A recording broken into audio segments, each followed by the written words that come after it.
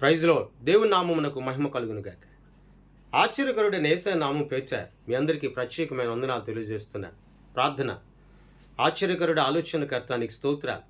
ఈ ఉదయకాల సమయాన్ని ప్రత్యేకముగా నీ వాక్యమును విని గ్రహించగలిగే కృపను మాకు దయచేసినందుకే నీకు స్తోత్రాలు. బ్రతుకుమని సెలవిచ్చావు, అందుని బట్టి నీకు వందనాలు. తోడయుండమని యేసయ్య నామమును అడుగుచున్నాము తండ్రి. ఆమేన్. దేవుని వాక్యంలోనికి మనము వెళ్దాం. పరిశుద్ధ గ్రంథంలో సామెతల గ్రంథం 27వ అధ్యాయం 6వ వచనాన్ని చదువుకుందాం. మేలును కోరి స్నేహితుడు గాయములు చేయను, పగవాడు లెక్కలేనన్ని మొద్దులు పెట్టును. ఈనాడు ఈ వాగ్దానం నీ జీవితంలో నెరవేర్చబడును గాక.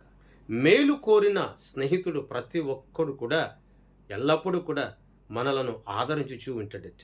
ఈనాడు లోకంలో నీ మేలును కోరుతూ ఉన్నటువంటి స్నేహితుడు ఎవరైనా ఉన్నారా?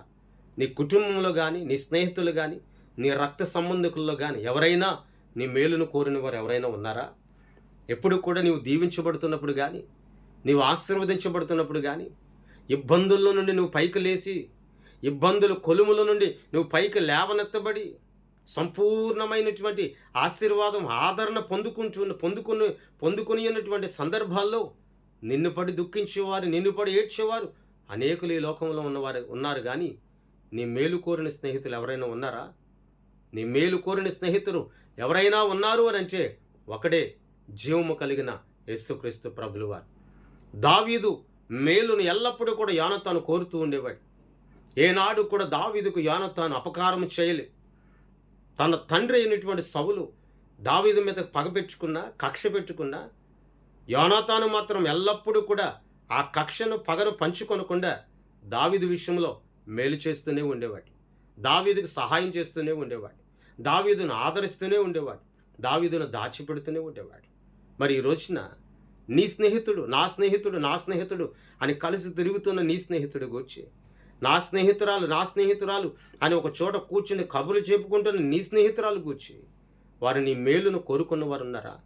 నీ ఇంటిలో ఉన్నవారు, వారు నీ తోటకోళ్ళు అయి ఉండొచ్చు, లేక నీ అన్నదమ్ములు అయి ఉండొచ్చు. ఎవరైనా నీ మేలును కోరిన వారు ఎవరైనా ఉన్నారా? ఒక్కసారి ఆలోచించు. నీ మేలును కోరిన వారు ఒక్కడే, నజరేయుడైన యేసయ్య. బంధకములను విడుదల పొందాలి అని ఆయన కోరుకుంటూ ఉన్నాడు. శపితమైన వాటిలోనికి వెళ్ళకూడదని కోరుకుంటూ ఉన్నాడు. అన్యాయపరంగా నువ్వు నడిపింపబడకూడదని కోరుకుంటూ ఉన్నాడు. సాతానుడు ఒగ్గుచి ఉన్నటువంటి ఉరుల్లో నువ్వు చిక్కుబడకూడదని చెప్పి ఆయన కోరుకుంటూ ఉన్నాడు. సాతాను సంబంధమైనటువంటి ప్రతి ఉచ్చుల నుండి నువ్వు పైకి లేవదీయబడాలని కోరుకుంటున్నాడు.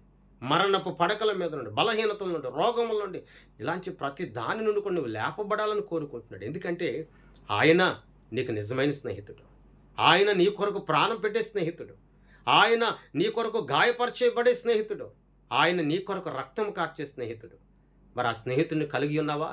ఒకవేళ కలిగి లేకపోతే రా, నా ప్రాణ స్నేహితుడు యేసయ్య యొద్దకు నువ్వు రా. నువ్వు వచ్చినప్పుడు నీ జీవితం ఆశీర్వాదకరంగా మారిస్తే ఈ మాట నీ జీవితంలో నీరు కట్టి ఫలించునుగాక. ప్రార్థన. కృపామయడానికి స్తోత్రాలయ్యా. ఆశ్చర్యకరుడానికి స్తోత్రాలు. మేలును కోరిన స్నేహితుడు ఈ లోకంలో ఎవ్వరూ లేరయ్యా, నీవు తప్ప. అయ్యా, మా మేలును కోరినవాడా, మా బాగును కోరినవాడా, మా స్థితి ప్రభువా ఒక ఉన్నతమైన స్థితిగా ఉండాలని కోరినవాడా, నీకు స్తోత్రములు చెల్లిస్తున్నా. ఆదరించండి ప్రభా, దీవించండి ప్రభా. శ్రేష్టమైన నీ మహిమను మా మీద ఉంచండి. తోడై ఉండండి, బలపరచండి, ఆశీర్వదించండి, హెచ్చింపు చేయమని, నడిపించమని యేసయ్య నామమున అడుగుచున్నాము తండ్రి. ఆమేన్. దేవుని సన్నిధి మీ అందరికీ తోడై ఉండి నడిపించును గాక. ఆమేన్. మీ అందరికీ వందనాలు.